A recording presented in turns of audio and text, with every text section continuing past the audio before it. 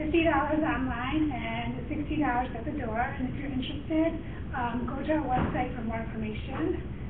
And finally, please make sure you put your email address on the sign-in sheet. COE certificates are now emailed to you, and they'll be emailed to you after the seminars. Okay, so today you see a seminar is on motion practice. It's presented by Janet Herman. Janet's a very long time volunteer with CVLS, and she's very active with our organization. She's also a board member. We're very lucky to have her, and thank you for doing this presentation.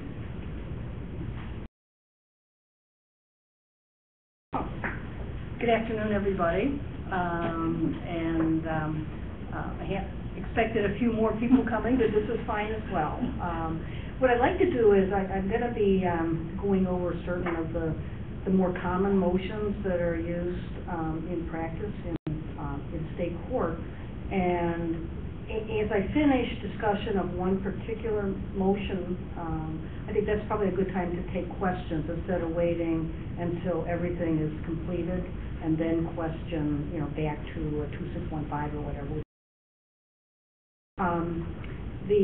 I have been in practice for over 30 years, and I have been in every type of motion practice you could have, and I'm in every courtroom in the Circuit Court of Cook County.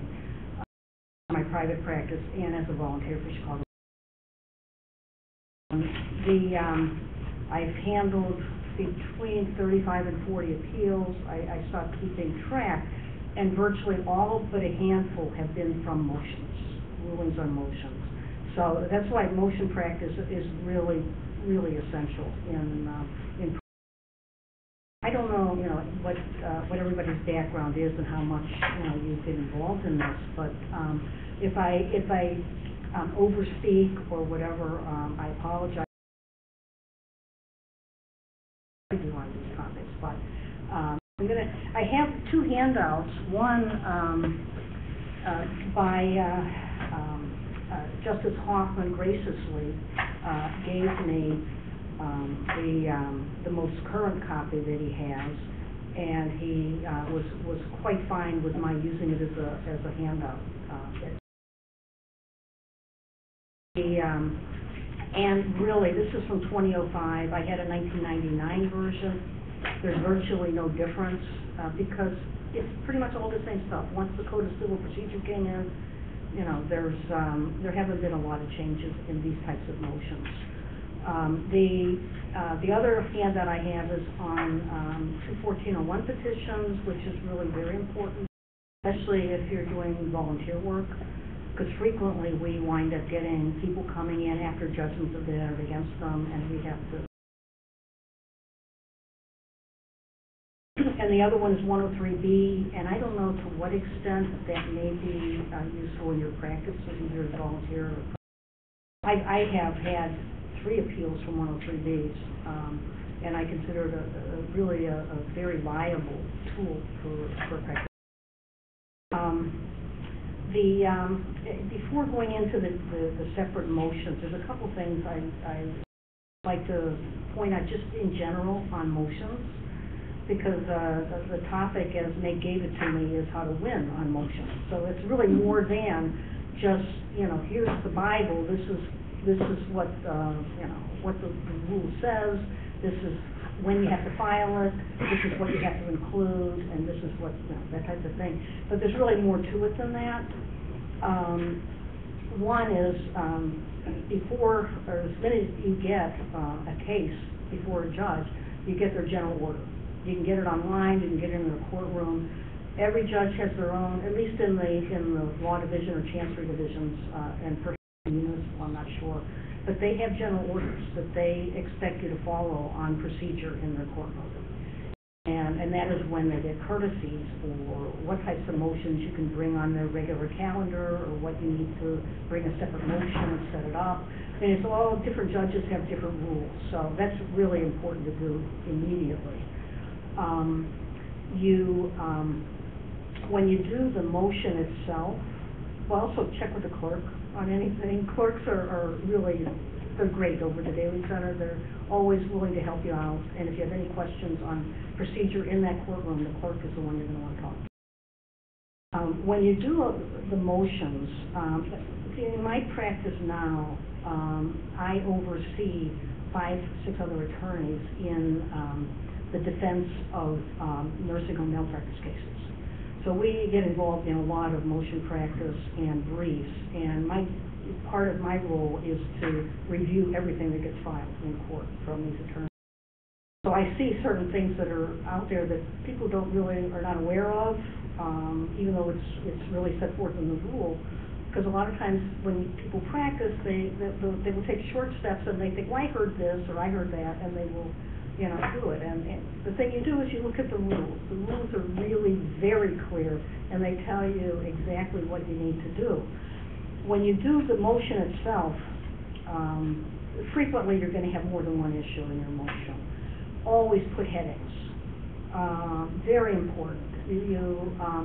At the beginning of your motion, you're going to want to say what it is you're trying to establish, why you're moving to dismiss, why you're moving for summary judgment. You cite the rule that you are using and why the rule pertains. You are also going to, as you do your headings, and you're going to take different sections of argument, in those arguments you're going to do an introductory part of what you're trying to show in this, and then you're going to have a conclusion in which it gets to be sometimes a little repetitive, so you can kind of go away from that a little bit, but the idea is to make it really clear to the court where they can just look down and see it, and another thing is we all know about the Gettysburg Address and how Abraham Lincoln stunned everybody because he sat down almost as soon as he got up. And after having, other people up there speaking for hours, he got up there and in 5 minutes he was done. He was a very concise man.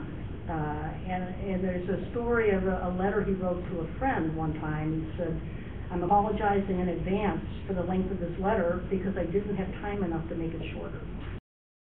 And this is, this really, I have said this to my attorneys over and over again. You don't want to overdo it. The idea is to be brief, but lengthy enough where you can make your point. You don't have to say things over and over again. These judges are smart. If you've got a good point, they'll get it, usually. Be sure you're aware of the appellate court rules on how the margins are supposed to be, the point type that you are supposed to use.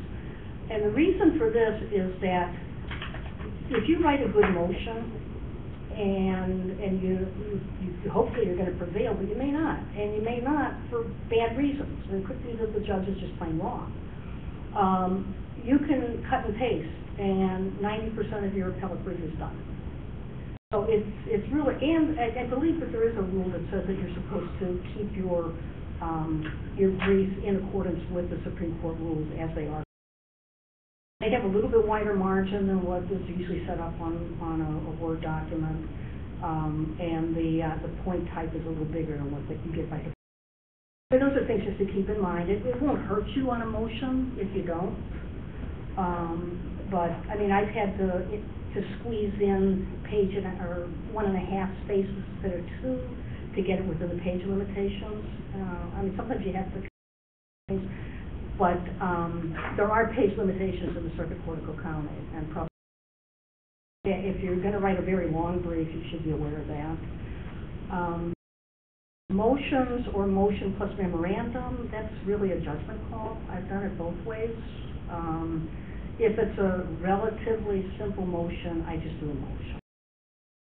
If it's a little more complicated, I'll do a motion that sets forth in just an abbreviated fashion what the issues are, and maybe cite a case or two, and then have a memorandum of law in support. And sometimes it's a little more impressive when you have the memorandum. And another note on seriousness, if it's a very important motion, you want a court reporter. Because I had one of my early cases from CBLS, which is still going on actually. It's in its 10th year, coming up. Been up and down the appellate court twice. I've won at every level, circuit court, appellate court, circuit court, appellate court, and I have the ever-ready bunny for the other side, and just keeps coming in with, one thing after another. But I insisted that my client, even though she didn't pay me, she had to hire a court reporter. And it's not that costly for a court reporter on a motion. It's valuable when you get in the appellate court if that comes up. I think that's pretty much the overall things. 191 is a Supreme Court rule you should know backwards and forwards pretty much, because all the judges look to 191 as far as looking at your affidavits that you might prepare. They want to make sure that you comply. Even though the rule doesn't specifically address itself to whatever provision you're in there on, it does to 219 motions for summary judgment. It tells what you need to have in an affidavit. Generally, the courts, if you use affidavits for anything else, they will look to 191 as a reference. So, and the rules are really simple in 191. They have to be the personal knowledge of the affiant, and it has to show on the affidavit itself that it's within their personal knowledge, either by virtue of what is being alleged in the affidavit or by a statement that I have personal knowledge of the statement set forth herein. Either way, you have to have that in your affidavit. You also have to have an attestation that having personal knowledge and having the competency to testify to whatever you put in there. If called as a witness, I could testify competently there too. You need to have that in your 191 affidavit. If you do not, motion to strike if the other side is aware of it, and your affidavit's gone, and so is the relief you're looking for. That's really important. I had just recently I was reviewing a motion with an affidavit from one of the attorneys that I work with, and she didn't have the magic language, and when I criticized her, she said I didn't want to put that in because I didn't want to invite them to take the deposition of the affiant. So, not a good response, and the affidavit was cleaned up, but that's a very important thing, because you'll use a 191 almost always in summary judgment, and frequently in 2619 motions. The first motion I have is 2615, and that is a motion to strike or dismiss as being legally insufficient. It's strictly a pleading motion. The facts are really not important. It's whether the complaint or the other document, because you can do a 2615 on an affidavit or on a 1401 petition. I mean, 2615 is for any pleading filed in court. If it doesn't state a cause of action, that's the relief that you look for. Some, and frequently, and I've done it myself, attorneys will call it a motion to dismiss under 2615, and it's really a motion to strike, because generally speaking, the pleader, usually the plaintiff, does have a cause of action. He's just not stating it correctly, or he's omitting things, or there's ambiguity, or there's confusion in the pleading. And that's why the pleading should be stricken, that the court will allow pleading over, and you get Second Amendment, Third Amendment, Fourth Amendment, and so on, until the judge gets tired. And I've seen them go for a long time allowing amendments after 2615 motions are granted. If in fact it's a motion, or the complaint is one that just simply cannot state cause of action. For example, I had one where the attorney was suing my client for a bad leather coat he had purchased in a store that my client took over a year or two later. Didn't buy the company, only occupied the same space. So the attorney brought a complaint and alleged all this, but he said that my client did not comply with the Bulk Sales Transfer Act, and therefore he was liable. Now, you probably don't even know what the Bulk Sales Transfer Act is, because it was repealed 15 or 20 years ago, and it was repealed long before this complaint was filed.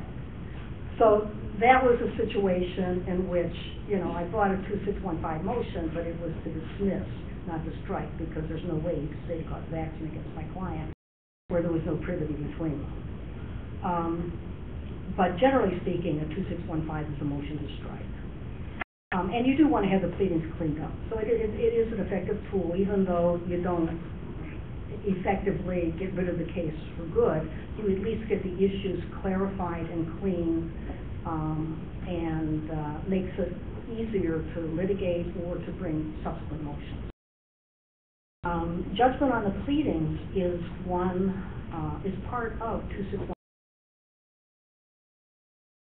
That is where the complaint and the answer, looking at everything in those four corners of both documents, that there are no issues out there, and if either side, either the defendant is entitled to judgment as a matter of either one can bring a motion for judgment on the pleadings. And it is somewhat similar to a summary judgment motion, except you do not need an affidavit, you don't need, because you're not having to introduce outside evidentiary matters, all based on the four corners. 615 motion is, as I said, it's a pleading motion. You cannot attach anything evidentiary, you cannot attach an affidavit in support of a motion to dismiss or strike. It all turns on the four corners of the document you're attaching. And if that states a legal cause of action or proper 21401 petition, then your 2615 will not lie. A 2615 motion, when you move to strike a complaint, you are conceding, for purposes of the motion only, that everything in that complaint is true, even though you know it may not be. But you can't contest the facts alleged in the complaint in a 2615 motion. So the courts will view everything that's in the complaint as gospel motion. So it's the four corners of the pleadings, nothing else can be looked at. No new matter can be raised in your motion to dismiss. If you find the complaint is stating, for example, it's a statute of limitations issue and they misstate the date, you can't change that. That date is in there. You have to wait and do it on summary judgment. You can't do it on a 2615 or a 2619, which is a statute of limitations issue. You can still bring the same issue, but you just can't do it in this case.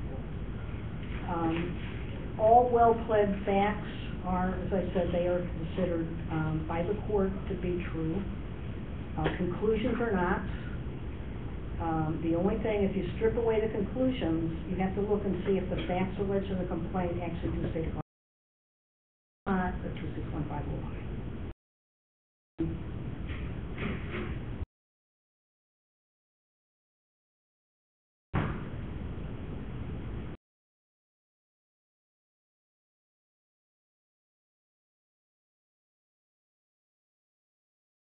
Does anybody have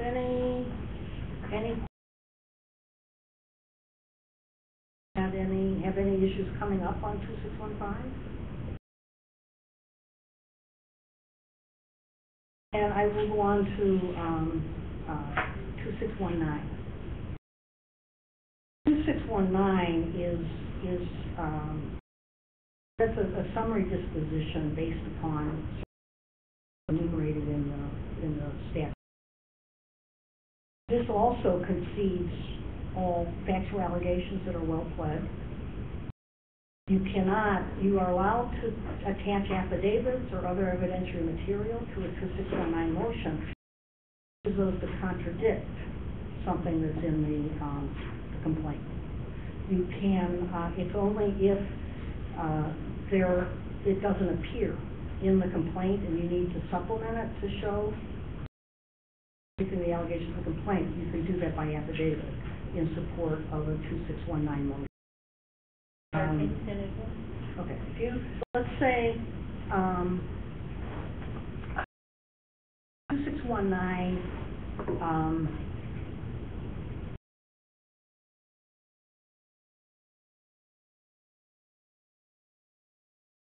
blanking on an example there, but let's just give a simple example. The complaint talks about a cause of action, and everything is fine except they don't put the date in there, period. Okay, it's not shown on the face of the complaint, and you know that it's actually time barred, that it's past the statute of limitations. You can bring a 2619 motion to dismiss statute of limitations and attach an affidavit that this occurred on such and such a date. But if the complaint does give a date and it's incorrect, you can't contradict it. You have to wait for summary judgment to do that.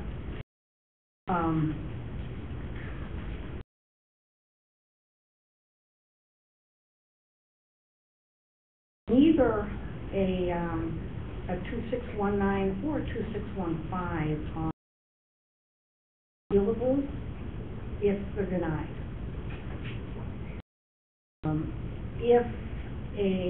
You can appeal a 2619 as part of an appeal, but in many cases, by that time it's settled, or it's basically moot.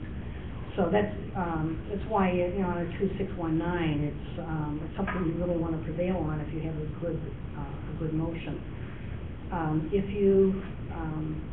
I had a 2619 motion to dismiss on a case where the attorney, for whatever reason, which we never understood, instead of filing a lawsuit against my client, added them as an amended complaint in an existing lawsuit.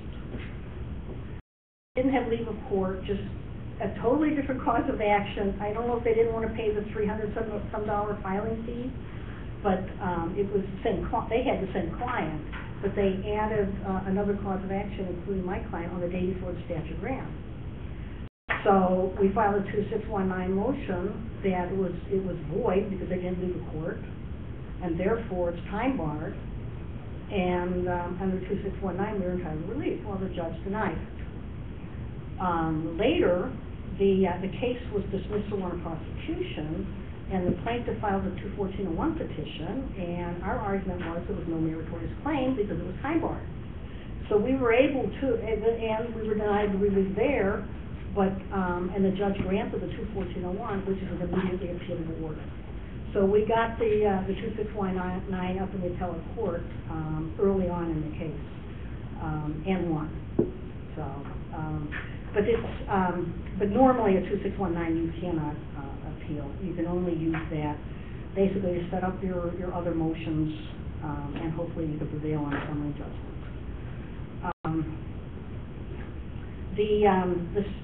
The statute itself sets forth all the different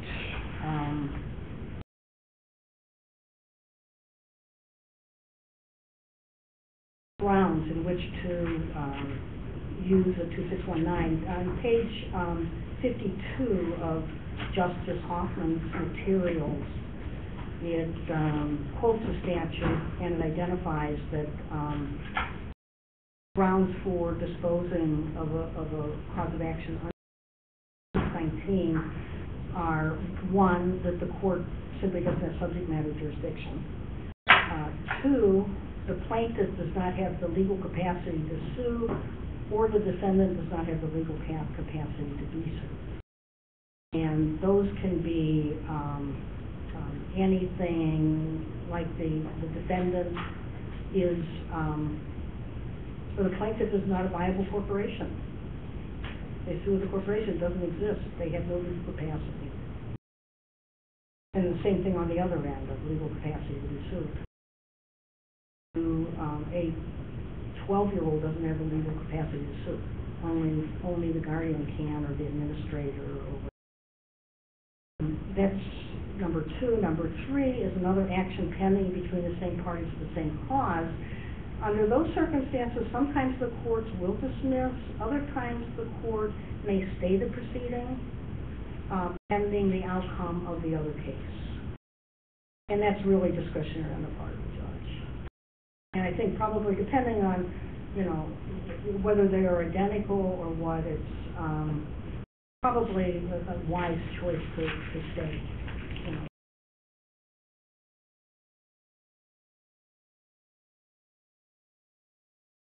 Cause of action is barred by prior judgment. That's one I just had. The granting of the 2619. That was based on having the judge, when I had go up and down from the appellate court, based on prior action and, you know, the finding from the circuit and the appellate courts, and the attorney still refiled the lawsuit. And I have no idea what he's going to do next, but it'll be something. The next one is a lawsuit was not commenced within the time limit by law. That one's pretty common. I mean, that's a statute of limitations is probably one of the most common of the 2619 motions. You also, there are statutes of repose. I don't think generally in volunteer type cases that those issues come up. And statute of limitations, generally they're 5 years or 10-year kinds of cases, so you don't really have. But every once in a while, especially on a collection case, because when one collection outfit is not able to collect and they don't want to give it up until the last minute, so they will just keep calling and bugging people and trying to collect on these. So by the time the lawsuit gets filed, it is pretty close to the statute of limitations. And sometimes they can misread some of their photocopies of things they've gotten coming from one place to another, and they may have the wrong date.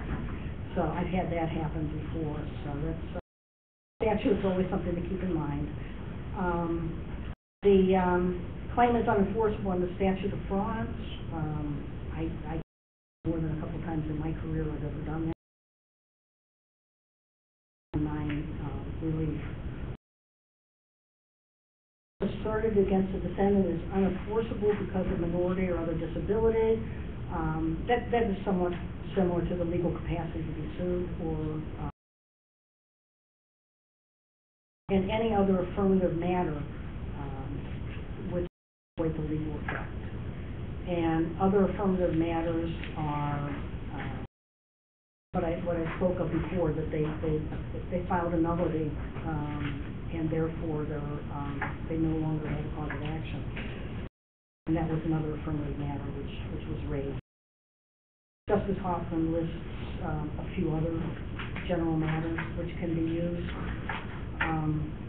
But generally speaking, the ones that are enumerated are the ones that you would use on a. The granting of a 2619 is, of course, an appealable order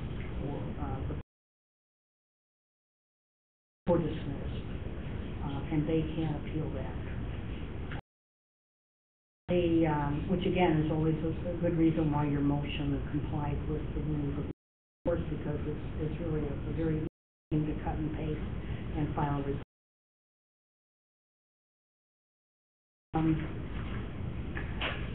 Is there any questions of 2615 or 2619?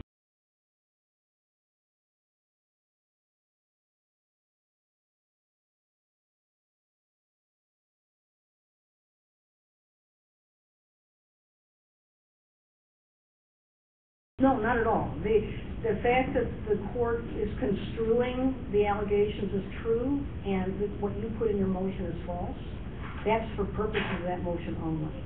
And it has no bearing on any other part of the.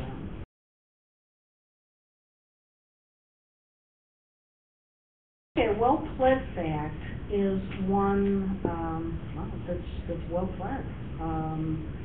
It's not a conclusion.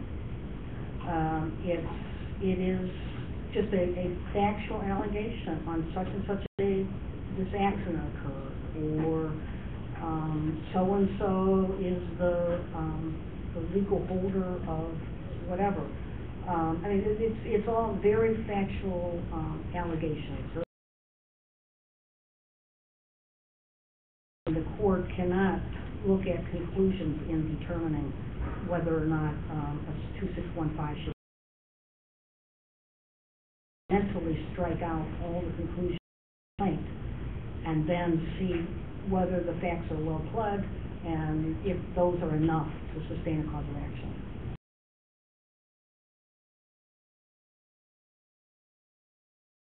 2615 is my favorite because that one you knock out the whole case, and it really that's really one of the first things you look at when you look at the complaint. Any way that you can attain. Summary judgment is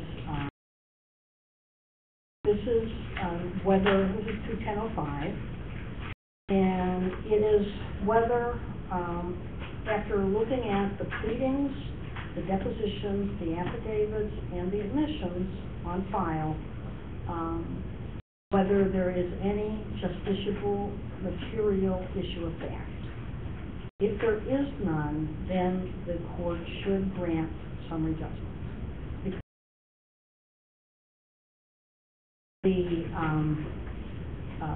If you are on the moving end of a motion for summary judgment, you want to use the introductory kinds of cases that say summary judgment's an important tool in the administration of justice, and then it goes on from there. On the other hand, if you have a summary judgment presented against your client, you want to use the cases that say summary judgment is a drastic method, and so you want to set up either your motion or your response in light of those kinds of statements.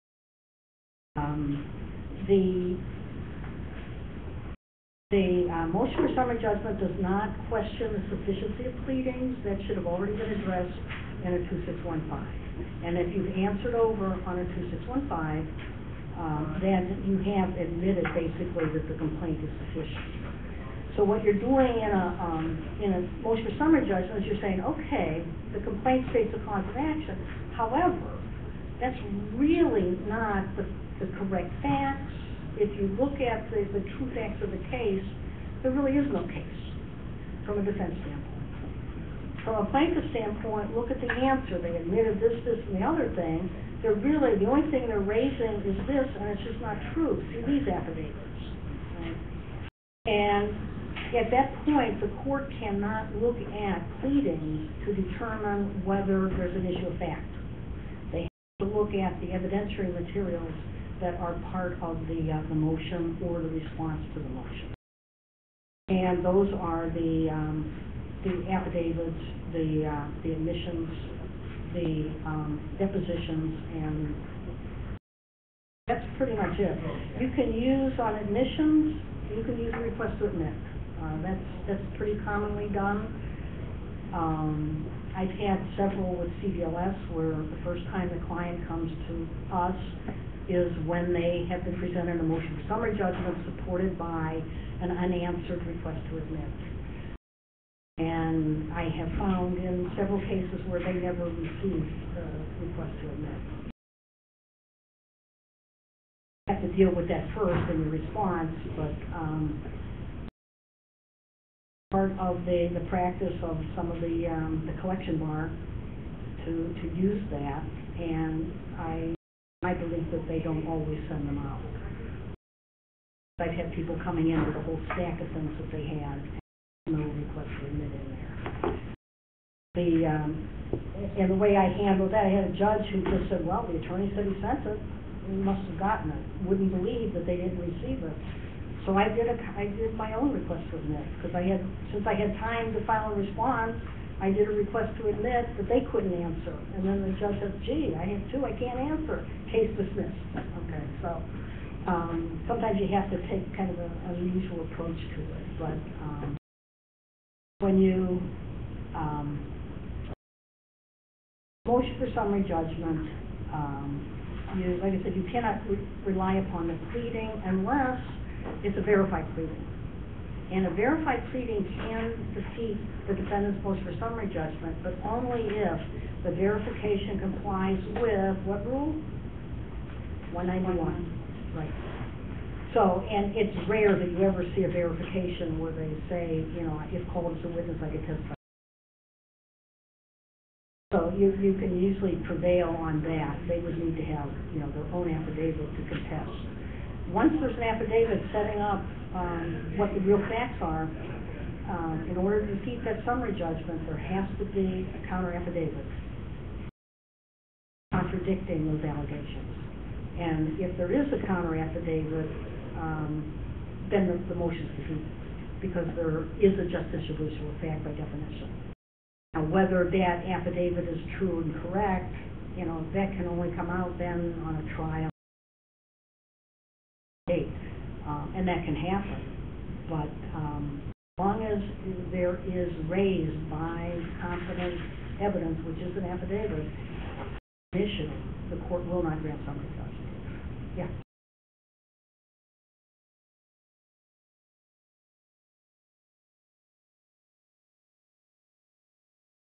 You don't see that as much as plaintiff. So do you think, you know, with the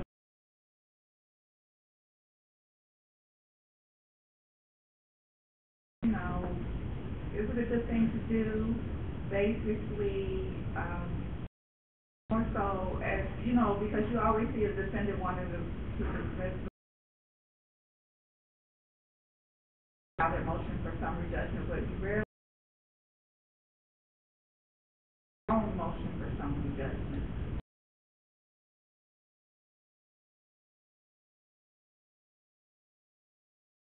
Well, Repeat the question for fairness. okay.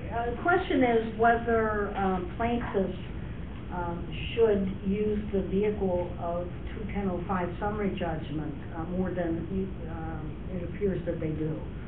And certainly, anytime you have a case, whether you are a plaintiff or you are a defendant, if all we're doing is bumping heads and the facts are all known and there's no issue contesting the facts, then yes, absolutely, you would bring a motion for summary judgment.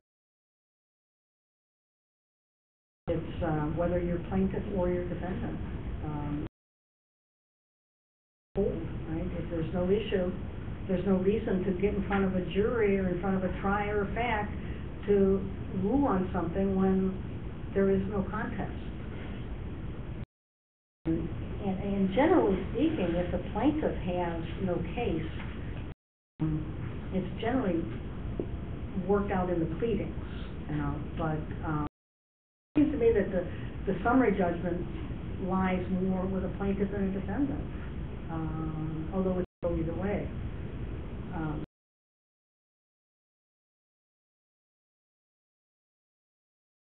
Granting of the summary judgment is appealable, of course. Denial of the summary judgment is not. So you have an additional hurdle when you're in front of the court on a motion for summary judgment, in that if the court denies the motion, they can't be appealed. So there is something, you know, depending on the judge. I mean, a strong judge will grant summary judgment if you're entitled to be. Other judges really don't like to be appealed. So if they can't be appealed on the denial, they can just deny. And I've had that happen, and you end up not getting an appeal until much later down the line. And frequently, you just wind up settling in another way. The summary judgment, you can have a partial summary.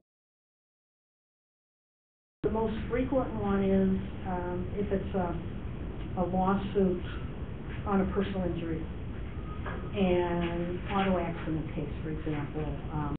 Clear that the defendant is responsible for the accident 100%. A plaintiff can get summary judgment for the liability or for negligence, then try only the issue of. That was pretty common, but there's other kinds of cases where you can find areas that you want to get summary judgment to help to facilitate a settlement. When one side knows that they've already lost half their case. One thing about a partial summary judgment, though, is that it is It's not a final order, and it can be changed at any time during notification. Generally, it's not, but it can be revisited. So, it's not a final order. When you have a dispositive order, it seems to be dispositive. If it doesn't get rid of all causes of action and all parties, you need a 304A finding. However, you have to be careful on a 304A. Insert that in an order when it's really not a final order. One of those examples is what I just gave. If you have an order giving partial summary judgment on the issue of negligence or liability, and somebody wants to preserve that, so they put it in 304A finding, and if you don't know what that is, that means that there's no just reason for delaying enforcement or appeal of the order or either. And once you do that, it puts the non-prevailing party, gives them a burden of having to maybe even go to the appellate court or lose the right to appeal. But on the other hand, if you do appeal it, you're going to get up in the appellate court and they're going to say, this is not a final order. I don't care if the judge made a 304A finding or not. This is going back to the circuit court. It's an interlocutory order. It's not a final order. 304A can't make it final. It's not final.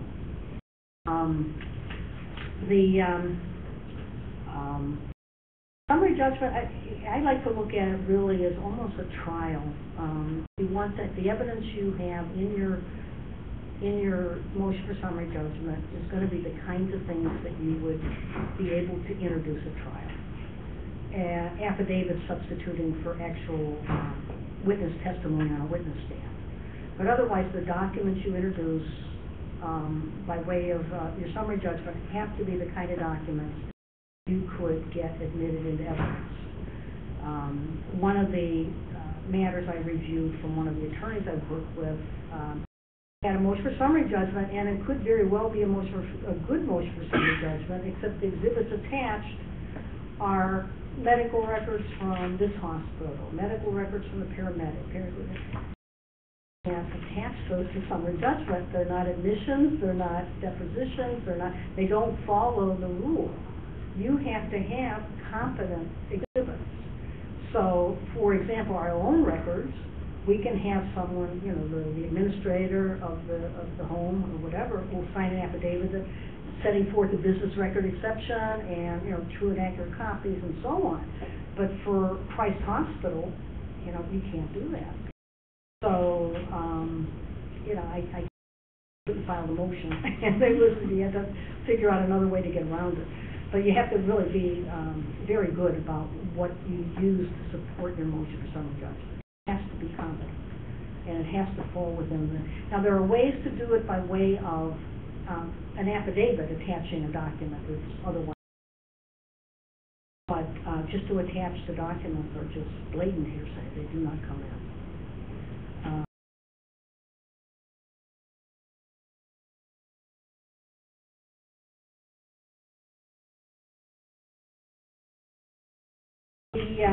The admissions that you can use in support of the motion for summary judgment can either be admissions made by the other side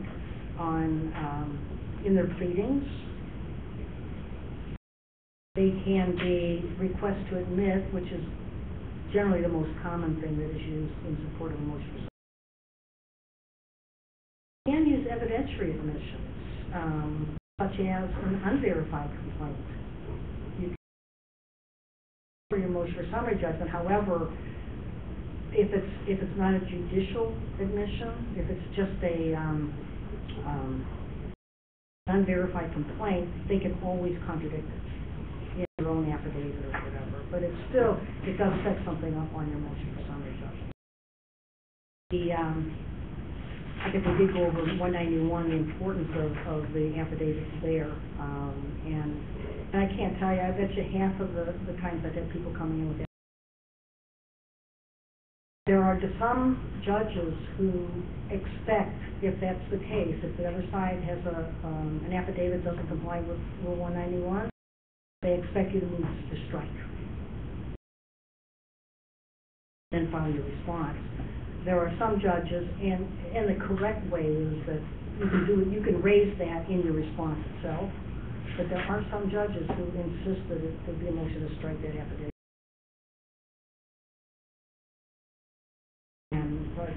And there's nothing wrong with bringing a motion to strike, so I always figure, I don't know how this judge feels, I'll bring the motion to strike.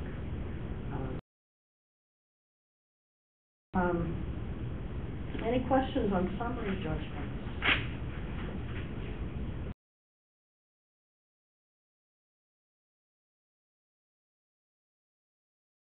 Good.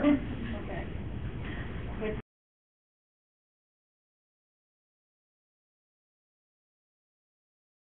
you're saying you raise it after looking at all the pleadings, filed, I suppose. Verified pleading would defeat summary judgment. No, a verified pleading can be used. Can. Okay, there can be an admission in a verified pleading that goes against the pleader. Okay. And that can be used, or the pleader itself can use a verified pleading to defeat a motion for summary judgment. So long as that verification complies with 191, because then they have set up an issue of fact. And of course, the fact has to be a real well-pled fact, and so different than an affidavit setting forth that fact with the verification in the affidavit. So it's 6 of one, half dozen of the other at that point. You can bring a motion, as a defendant, you can bring a motion for summary judgment without having filed an answer. You can use the summary judgment. I've never seen it done. I just know technically it can. I mean, generally, I would think it was a motion for judgment on the pleadings, but it can be used as a 210. These are the motions that were set forth for the most part in Justice Hoffman's motion practice, and those were all dispositive types of motions. In some, the ones that I felt would, in talking about motions that would be commonly used in volunteer type cases, I think the 214-01 is really important. Number of cases that I've done for CBS in which 214-01 was important. And the way it has raised itself for me has been when the plaintiff, I've had it in forceful entry detainer actions, I had it in a rather sizable malpractice case where the plaintiff doesn't have anybody opposing him. And he gets lazy or doesn't make it to court, case gets dismissed for want of prosecution, he comes in later, more than 30 days later, and says, oh, gee, Judge, I missed that date, can you just vacate the order and let's get going? And the judge says, oh, okay. Well, no, it's not okay. Once that 30 days expired, the court lost jurisdiction. And whether there's anybody contesting it or not, that attorney has to file a 214-01 petition. And I had one in forceful entry and detainer action where that's exactly what happened. And it was one of those counter complaints for under the tenant landlord ordinance. And I mean, it was a poor landlord who was just trying to collect his rent, and he got a judgment for his rent, or he got judgment for possession, and then on the last day they filed a counterclaim. And he didn't know what to do. They couldn't get an attorney, even at CBLS, to represent him. And so he was kind of going in pro se, and it got DWP'd. Plaintiff comes in, it was after 30 days, says, oh, Judge, I forgot, let's reinstate. Judge does. And then there's a whole series of orders out there. And now he's up against motions for sanctions for not complying with the plea. And so that's when I received a phone call that please take this case. And so I did. And I got a hold of the file, and I started looking back, and I saw that this had happened. And I went in on a motion, and my motion was to vacate every order ever entered in this case for the past year, because you had no jurisdiction to do it. And it was granted, the case was dismissed, and my client walked away happy. But, and I had the same thing exactly happen on a $500,000 medical malpractice case. And they simply didn't understand that you need to have a 214-01 petition after 30 days. And even after they had the 214-01, they didn't realize you had to serve them. And that's something I forgot to address, and I'll do that really quite quickly. It's in my materials. Under 214-01, if you file a petition, you must serve the party. You can't just serve the attorney. If you don't serve the party under Rule 105, 106, you do not acquire jurisdiction. 214-01 petition is considered to be a new proceeding, and you have to reacquire jurisdiction, whether you're a defendant or a plaintiff. You have to get service. Now that service can be by certified mail under 106, or by personal service, as you would, as a lawsuit against a defendant. If you do not get service, there's no jurisdiction. In this case, the attorney decided he wasn't going to serve us, and that we had no right to insist that we be served, so we never appeared. And finally, after about a year, he came in to default us, and he had a lot of things going on in the meantime, and once he did that, I appeared.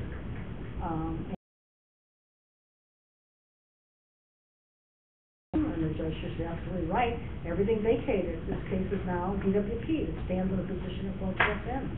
So then they had to go through. Eventually, we wound up in the appellate court, and I won an appeal. So it was the technical aspects are just really super important to know. There's one exception on the requirement of service, and that is if the plaintiff has a judgment and he is in garnishment court or trying to enforce that judgment, then the courts have held, well, it's silly that you have to get service on a plaintiff who's in court trying to collect on his judgment. And so long as it's the same attorney, all you have to do is serve the attorney. Just like you would under Rule 11, you serve any kind of a motion. But that, to my knowledge, is the only exception to the requirement of service.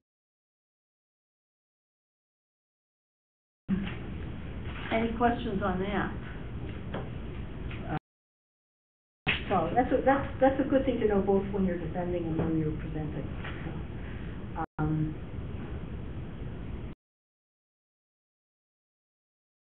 Yes. When you say attorneys are in court, you mean on that specific matter? Correct? Oh yes. When a plaintiff's attorney is trying to collect a judgment, either by garnishment or citation.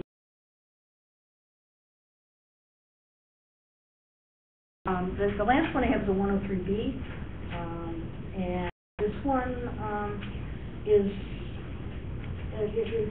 requires, the plaintiff is required to be diligent, and to, a lot of times cases get filed right on the eve of the statute, and then they just kind of rest. They make one attempt at service, and they're busy, and they don't get around to following up with aliases. So you get, sometimes 5, 6 months or a year even before alias comes out. And if you find your client, especially if they're in the phone book, you bring a motion for 103B and it should be granted. There's a whole variety of cases under 103B, and some will dismiss after 4 months of no activity if the defendant was easily found. And on the other hand, you'll have some over a year, and they'll say, well, it was difficult for them to find them, and so on. So it's really very fact specific to the case, and there are cases that go either way. But the definition is there. The plaintiff has to exercise diligence in obtaining service on a defendant. The defendant has a right to realize that once the limitation period is over, that they don't have to worry about getting sued. And to get a lawsuit, served on you a year or two down the line after the statute ran is just plain unfair. And that's what 103B is all about. The one I had where the attorney refused to serve us on the 21401 petition, because he didn't think he needed it. I actually raised the 103B when he did serve us with the 21401, because 21401 is an initial cause of action. And all the 2615, 2619, all the motions in court will apply to a 21401 petition. So, you know, it was my position, and that went up on the appellate court, although they never ruled on that, but I think a 103B does, in fact, lie on and 103Bs are not necessarily easy to have granted, but it's certainly, if it's at least 3 months or so after the statute of limitations is run and your client gets served.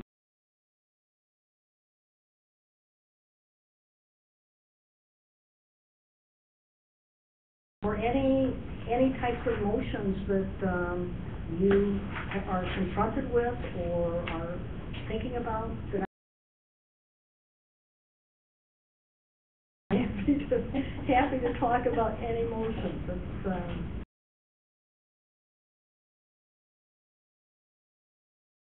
You have a bad time?